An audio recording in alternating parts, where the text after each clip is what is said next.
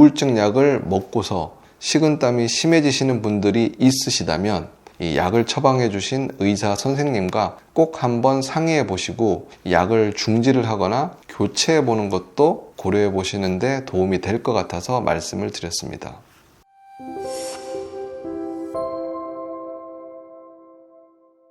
이 땀이 분비되는 원리는 이 자율신경이 땀샘을 자극하면 땀이 나게 되는 것입니다. 그리고 이 자율신경은 뇌의 시상하부와 대뇌 피질에서 조절을 하게 됩니다. 시상하부는 체온 조절을 위해서 땀을 분비하고 대뇌 피질은 정신적인 스트레스에 반응해서 식은땀을 배출하는 역할을 합니다.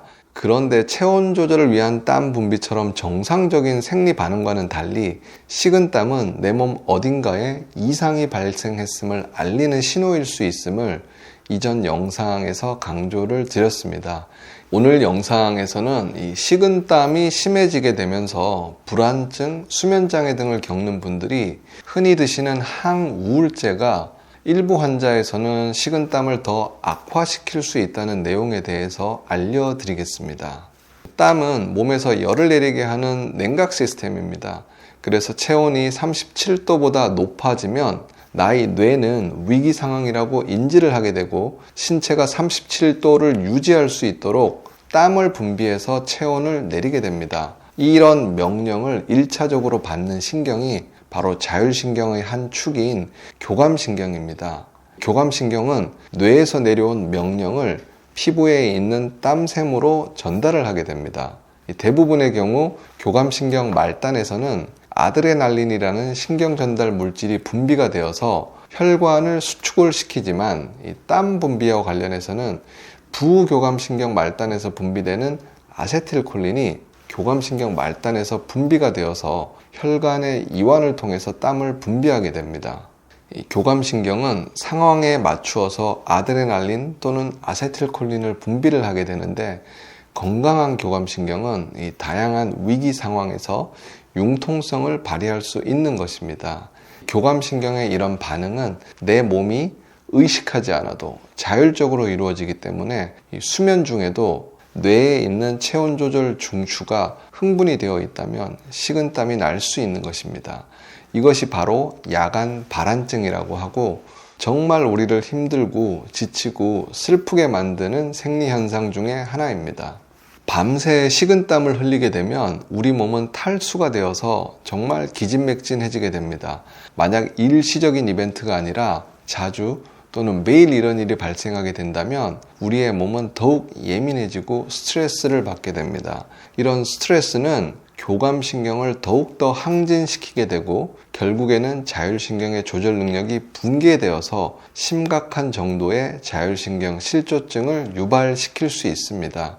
이런 분들은 식은땀뿐만이 아니라 이 상열감이나 가슴 두근거림도 심하고요. 입맛도 없고 뇌피로나 만성피로도 겹치면서 불안증과 우울증이 잘 발생하게 되어서 병원 진료를 보게 되면 보통 항우울제와 신경안정제 처방을 흔히 받게 됩니다.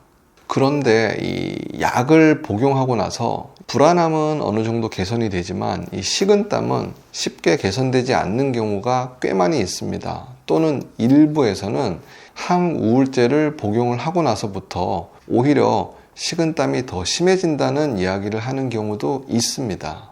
기존의 연구 결과나 논문에서 우울증 치료 약물이 한 10에서 20% 정도에서는 부작용으로 식은땀이 발생할 수 있다는 발표가 있습니다. 이 연구에서는 SSRI 계열의 약물이나 SNRI 계열의 약물, 그리고 TCA, NDRI 등 대부분의 우울증 치료 약물에서 이런 현상이 발생할 수 있다고 합니다. 왜 이런 현상이 발생하는지에 대해서는 한 2가지 정도의 가설을 이야기하고 있습니다. 첫 번째는 항우울제 약물을 복용을 하게 되면 혈중에 세로토닌이나 노르에피네프린 등의 신경 전달 물질이 증가를 하게 됩니다. 이 신경 전달 물질은 교감신경 말단에 직접 작용을 해서 땀샘을 더 많이 자극할 수 있기 때문이라는 설이 하나가 있고요. 다른 하나는 이 세로토닌이나 노르에피네프린의 혈중 농도 증가는 이 중추신경계에서 체온 조절 중추에 영향을 줘서 땀을 분비하게끔 명령을 할 수 있는 임계점을 낮추게 됩니다. 그러면 우리 몸은 정상 체온인데도 뇌에서는 체온이 높다고 판단을 하게 돼서 중추신경계를 보호를 하기 위해 체온을 낮추는 작용인 불필요하고 잘못된 땀 분비를 자극하게 된다는 것입니다. 식은땀이 심해져서 나타나는 수면장애, 불안장애, 우울증으로 처방을 받아서 먹게 되는 우울증 치료 약물 자체가 오히려 식은땀을 악화시킬 수 있다는 사실에 의아해하고 놀라시는 분도 분명 있을 거라 생각합니다. 물론 우울증 약 처방 시 한 10에서 20% 정도에서 발생하기도 하고 약을 복용하기 시작한 초반에만 이런 현상이 흔하기 때문에 대부분의 환자분들은 괜찮을 수 있지만 우울증 약을 먹고서 식은땀이 심해지시는 분들이 있으시다면 이 약을 처방해 주신 의사 선생님과 꼭 한번 상의해 보시고 약을 중지를 하거나 교체해 보는 것도 고려해 보시는데 도움이 될 것 같아서 말씀을 드렸습니다. 항우울제 약물은 혈액 중에 세로토닌 농도를 올려줘서 많은 장점이 있는 약임에는 틀림없습니다. 특히 세로토닌은 행복 호르몬이란 별칭이 있을 정도로 우리 건강에 아주 많은 긍정적인 작용을 합니다. 하지만 과유불급이라고 혈중의 세로토닌이 과다하게 증가하면 앞서 언급드린 식은땀이라는 부작용 말고도 또 한 가지 부작용이 있는데 이 부분은 좀 잘 알고 계셔야 할 것 같아서 말씀을 드리겠습니다. 바로 세로토닌 증후군입니다. 이 세로토닌이 과다해지면 중추신경계와 말초신경계의 세로토닌 수용체가 과하게 활성화가 되면서 안절부절 못함, 동문서답, 불안, 불면, 의식 저하 등과 같은 정신 상태의 변화와 고열, 발한, 고혈압, 빈맥, 과호흡 등의 자율신경 과다 활동이 생길 수도 있고요. 그리고 심해지면 경련이나 경직, 강직, 걸음걸이가 어색해지는 등의 신경 근육 이상이라는 부작용도 생길 수 있습니다. 물론 흔하지 않고 드문 부작용이긴 하지만 이런 부작용이 생기는 것 같다. 그러면 가까운 응급실을 방문을 하거나 주치의와 긴급하게 상의를 좀 해야 합니다. 만약 병원을 당장 갈 수 없는 상황이라면 일단 우울증 약을 중지하시는 것을 권해드립니다. 이 세로토닌 증후군이 사회적으로 이슈가 되었던 것은 계기가 있습니다. 1984년도 미국 뉴욕의 한 병원에서 여대생이 오한과 고열 등의 독감 증상으로 입원을 했는데요.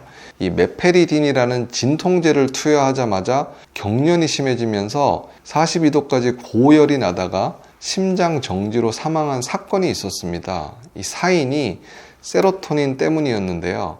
그녀는 입원 전에 페넬진이라는 우울증 치료약을 처방받아서 복용을 하고 있었는데 하필 응급실에서 그녀에게 투여한 메페리딘도 세로토닌과 관련된 약이었던 것이었습니다. 이 세로토닌 수치를 올려주는 두 가지 약을 동시에 사용을 한 결과 뇌 속에 있는 세로토닌이 지나치게 많아졌고 이로 인해서 문제가 생긴 것이었습니다. 그런데 이 여대생의 아버지는 당시 뉴욕의 유명한 변호사이자 뉴욕타임스에 글을 쓰는 칼럼리스트였기 때문에 사회적으로 이슈가 되었던 것입니다.